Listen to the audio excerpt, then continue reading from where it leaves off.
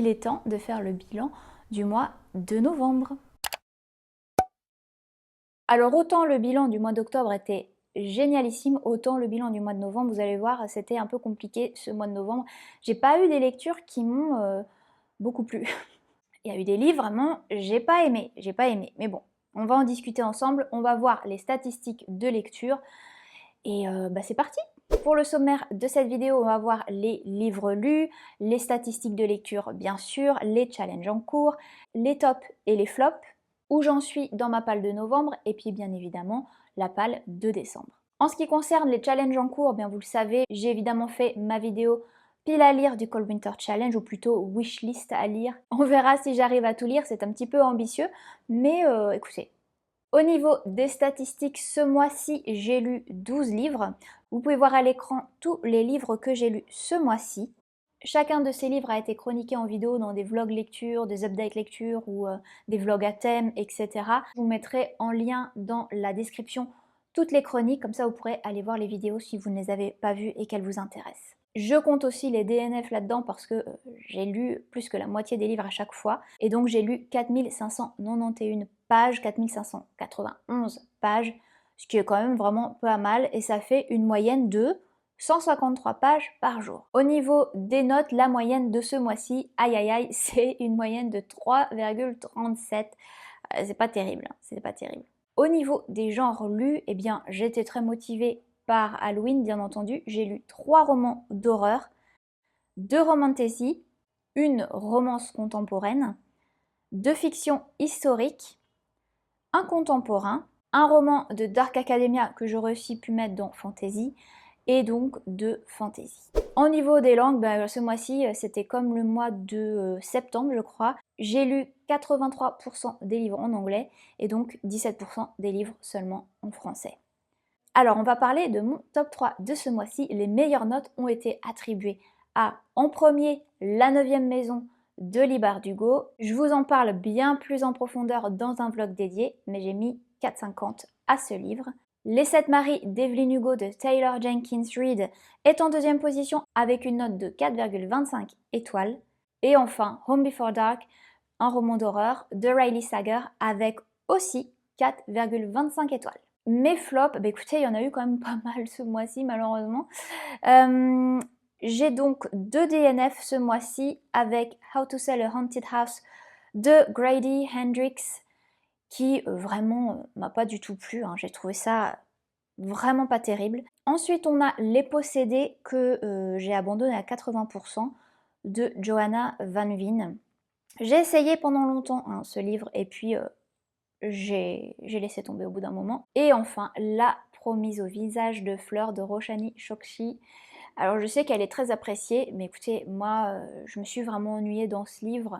Et voilà, quand je m'ennuie dans un livre, 1,5 étoiles pour ce livre malheureusement. On va faire un petit point sur les séries parce que j'ai commencé des séries ce mois-ci.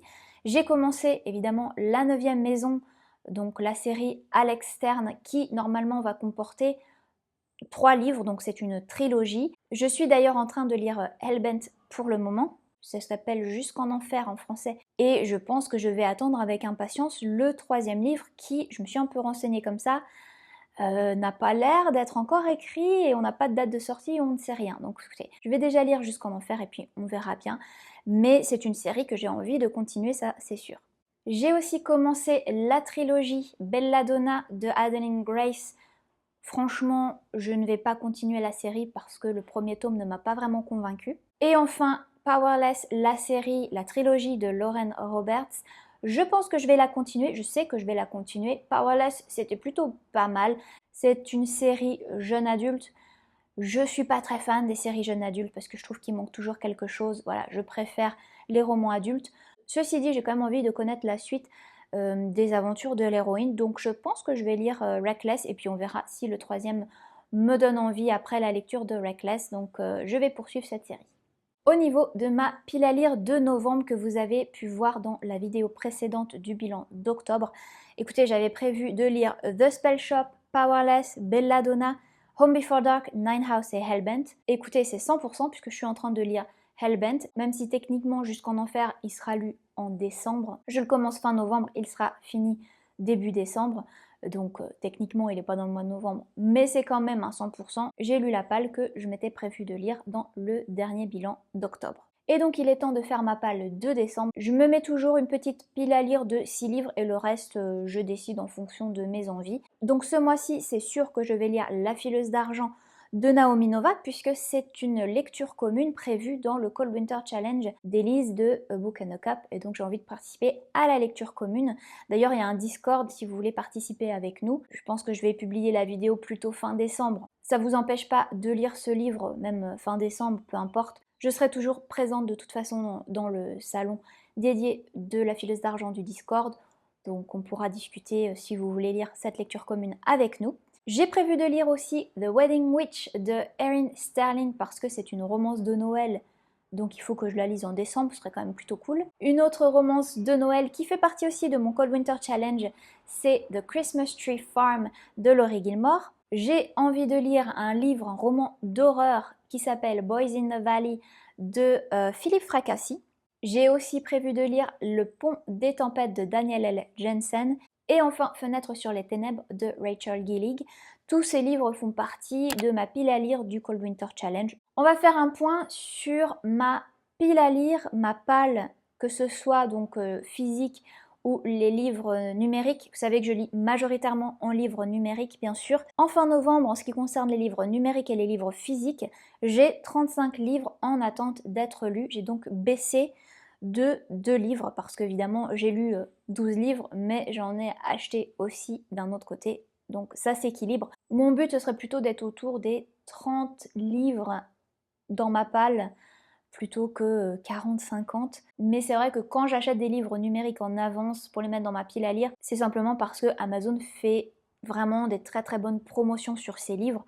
Voilà, il faut vous dire que The Christmas Tree Farm, par exemple, je l'ai eu, je crois, à 1 €, un truc comme ça, parce qu'il était en promo ce jour-là. Comme je sais qu'il est dans ma wishlist, bah, je l'achète, et forcément, ça grandit ma pile à lire, mais c'est plutôt une bonne promo, donc je ne peux pas résister.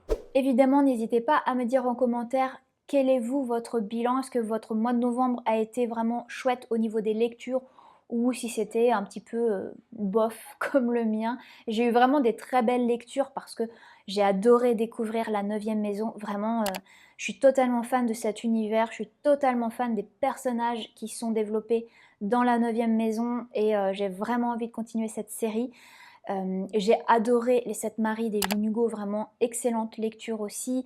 J'ai bien aimé d'autres lectures qui ne sont pas dans le top, mais par exemple je pense à The Spell Shop. C'est plutôt un livre que je repoussais parce que j'avais assez peur de le lire pensant ne pas apprécier la cozy fantasy. Finalement j'ai adoré. Je pense aussi à The Burial Plot qui est une fiction historique que j'ai vraiment adoré. Et d'ailleurs c'est l'objet d'un concept de vlog assez rigolo où je juge les livres par leur couverture, j'essaie de deviner leur histoire, l'ambiance du livre, le genre du livre, voilà, la période où il se passe et tout. Et puis après je lis, puis je compare avec ce que j'avais essayé de deviner. Je me suis vraiment amusée à tourner ce vlog, n'hésitez pas à aller le voir. Vous allez voir que je me suis quand même pas mal trompée, notamment dans les notes que j'avais prédit pour ces livres. En tout cas, écoutez, j'ai terminé pour ce bilan du mois de novembre. Je me souhaite quand même de meilleures lectures au mois de décembre. J'espère quand même qu'on va pouvoir augmenter la moyenne avec le livre que j'ai choisi pour le Cold Winter Challenge, s'il vous plaît. On croise les doigts. N'hésitez pas à me laisser un petit message dans les commentaires pour me dire comment a été votre mois de novembre. Je vous souhaite déjà un excellent mois de décembre et surtout de belles lectures. Et je vous dis à très vite pour plein d'autres vidéos, des vlogs à thème, des tas de choses. Donc ben voilà, à très vite, à bientôt et ciao, prenez soin de vous. Bye!